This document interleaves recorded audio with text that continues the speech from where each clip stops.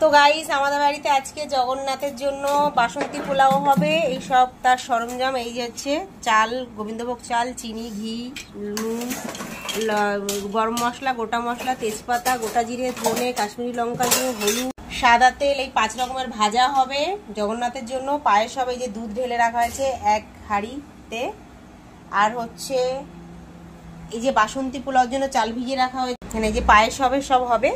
তো আমার জগন্নাথের জন্য আজকে বাসন্তী পোলাও হবে, আর কাশ্মীরি আলুর দম হবে, আর হচ্ছে পায়েস হবে, 5 রকমের ভাজা হবে জগন্নাথের জন্য। আর আমরা বিকেলবেলায় জগন্নাথকে নিয়ে বেরোবো, সবাইকে নিমন্ত্রণ করেছি, সবাই আসবে, খুব মজা হবে। জগন্নাথের জন্য সব রেডি হয়েছে।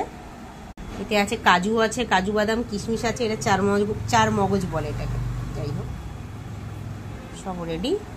আর এই হচ্ছে আলু হচ্ছে কেটে রাখা হয়েছে আলুর দমের জন্য,